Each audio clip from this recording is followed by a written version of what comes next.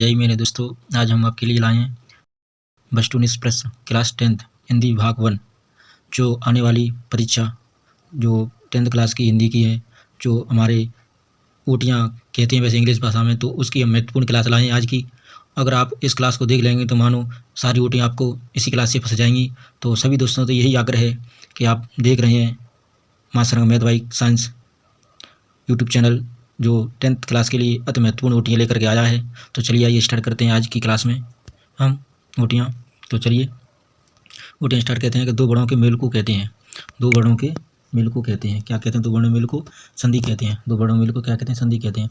Second देखिए, संधि के भेद होते हैं। संधि के 3 भेद होते हैं। संधि के 3 भेद होते हैं। नेक्स्ट देखिए, दशानन में समास है। दशानन में समास है, तो कौन सा समास है? बहुब्रीहि समास है। नेक्स्ट क्वेश्चन देखिए, दो शब्दों का अपने विभक्ति चिन्हों को छोड़कर आपस में मिलना क्या कहलाता है?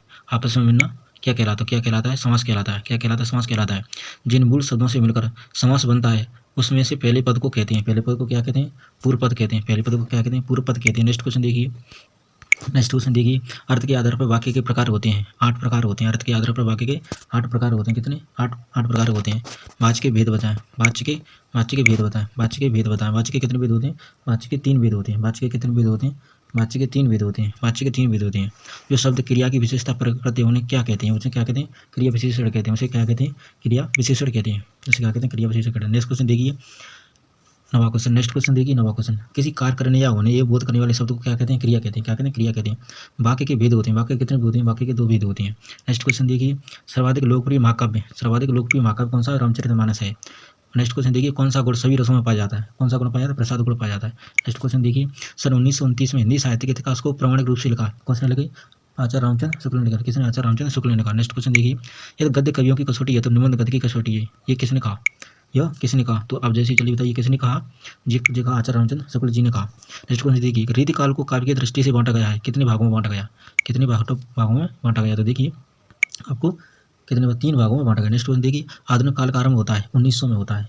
प्रयोगवाद का जनक कहा जाता है, अज्ञेय को कहा जाता है। प्रयोगवाद का जनक अज्ञेय को कहा जाता है। प्रयोगवाद का आरंभ माना जाता है। प्रयोगवाद 1943 से माना जाता है। हिंदी के पद साहित्य का दूसरा काल है, भक्ति काल है। नेक्स्ट क्वेश्चन देखिए, रसात्मक वाक्य काव्य की परिभाषा की आचार की है। किसने की है? आचार्य विश्वनाथ जी के द्वारा। आलम्बन और उद्दीपन का संबंध है विभाव से। संचारी वाक्य की संख्या कितनी होती है? 33।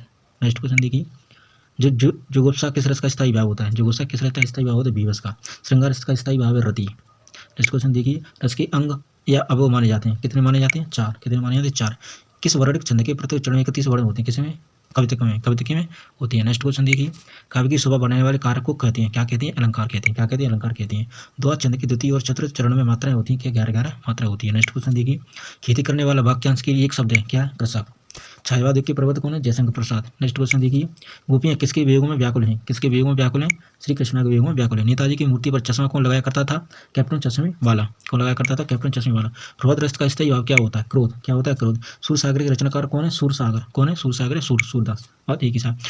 सूरदास जी का जन्म कहाँ पर हुआ था? रेणुका में। रामचरित मानस की भाषा कौन सी है? अवधि।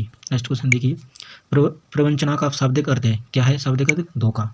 यह दंतुरथ मुस्कान पाठक के लेखक कौन है? कौन है? नागार्जुन। कौन है? नागार्जुन। कौन है? नागार्जुन। कौन है? नागार्जुन। नेक्स्ट क्वेश्चन देखिए, शहर के मुख्य चौराहे पर नेताजी सुभाष बोस की प्रतिमा लगाई गई थी। किसने लगाई गई थी? प्रशासन अधिकारी के द्वारा लगाई गई थी। नेक्स्ट क्वेश्चन देखिए, नेताजी का चश्मा पाठ की विधा है। नेताजी का चश्मा पाठ की विधा है कहानी। नेताजी का चश्मा कहानी का मूल भाव है देशभक्ति की भावना। बाल गोविंद भक्त पाठ प्रहार करता है कृतियों पर। क्या? कृतियों पर। नेक्स्ट क्वेश्चन देखिए, 43 क्वेश्चन है, नवाबों की शौक के लिए प्रसिद्ध है। क्या? नवाबों के लिए क्या है? लखनऊ। नेक्स्ट क्वेश्चन देखिए, हिंदी के प्रसिद्ध कहानीकार यशपाल का जन्म पंजाब में कहाँ पर हुआ था? फिरोजपुरी छावनी में हुआ था। अगर आपको हमारी वीडियो अच्छी लग रही हो तो हमारी वीडियो शेयर और लाइक और जरूर करें। और जो 10th 12th क्लास के लिए सभी विषयों के लिए महत्वपूर्ण ये वीडियो है। तो देखिए आगे चलिए, ये कहानियाँ भी किसकी आत्मकथा है? मन्नू भंडारी की। किसकी है? मन्नू भंडारी की। बिस्मिल्लाह खां का जन्म कहाँ हुआ था? डमराम में। कहाँ पर हुआ था? डमराम में। नेक्स्ट क्वेश्चन देखिए, उस्ताद बिस्मिल्लाह खां प्रसिद्ध थे? इसमें थे शहनाई वादन के लिए। भोलानाथ का असल नाम था क्या? तारकेश्वरनाथ। क्या नाम था? तारकेश्वरनाथ। बाबूजी पाठ करते थे किसका? रामायण का। हिरोशिमा नामक कविता अज्ञे ने लिखी। किसने? रेलगाड़ी में बैठी बैठी। कहाँ पर लिखी? रेलगाड़ी में बैठी बैठी। नेक्स्ट क्वेश्चन देखिए, जो क्या क्वेश्चन, भोलानाथ और उनकी हम उम्र चबूतरों के कोने को बना देते किस पर? नाटक घर पर। रस कितने प्रकार के होते हैं? रस 10 प्रकार के होते हैं। चौपाई चंद प्रयुक्त कितनी मात्रा होती है? सूर्य मात्रा होती है। कितनी मात्रा होती है? सूर्य मात्रा होती है। आज का 2 क्वेश्चन रही है। तो पीताम्बर में समास है। पीताम्बर में कौन सा समास है? कर्मधारय समास है। और प्रतिदिन में समास कौन सा? तत्पुरुष समास है। तो आप देख रहे हैं उसका यूट्यूब चैनल का नाम है महासंग्राम मैथ बाई साइंस, जो 10th क्लास के लिए अति महत्वपूर्ण ऑब्जेक्ट लाया है। अभी तो पार्ट 1 हुआ है। अभी तो पार्ट कितना 1 हुआ है और नेक्स्ट पार्ट हम अगले नेक्स्ट लेकर के आएंगे दूसरे दिन। आपको नीचे दिखा होगा रटो रटो, यानी यही प्रश्नों को आप कोटियों को रट लो, मानो कि आपकी पूरी ओटी फंस जाएंगी पक्की, हम गारंटी के साथ कह सकते हैं। सभी भाइयों को धन्यवाद। राम राम।